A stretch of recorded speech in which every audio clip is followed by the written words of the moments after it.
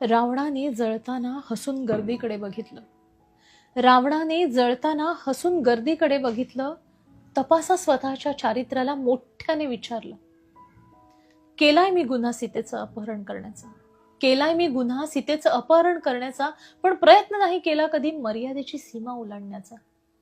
दिवसा ढवळ्या रस्त्यावर अब्रूचे लचके तोडतात.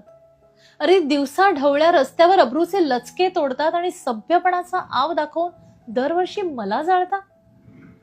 तुम्हा मानवापेक्षा राक्षस म्हणून मी ठरलो भारी. तुम्हा मानवापेक्षा राक्षस म्हणून मी ठरलो भारी. केला नाही अपमान सीतेचा कधी माझ्या दारी. हुंड्याच्या लालसेपोटी तुम्ही हजारो सीता जाळल्या. हुंड्याच्या लालसेपोटी तुम्ही हजारो सीता जाळल्या. वंशाच्या दिवट्यांसाठी गर्भात कळ्या मारल्या. हक्क नाही तुम्हाला मला बदनाम ठरवण्याचा. हक्क नाही तुम्हाला मला बदनाम ठरवण्याचा. प्रयत्न करा तुम्ही स्वतःचं चारित्र्य सुधारण्याचा. तुमच्या समाधानासाठी ना दरवर्षी मला पेटवा. तुमच्या समाधानासाठी दरवर्षी मला पेटवा. पण पेटवण्याआधी तुमच्यातला राम मला दाखवा.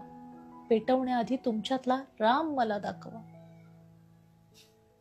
खरंच कधी काळी जर रावणाने असं गर्दीला संबोधून म्हटलं की तुमच्यातला राम दाखवा, तर खूपच पंचायत होईल ना.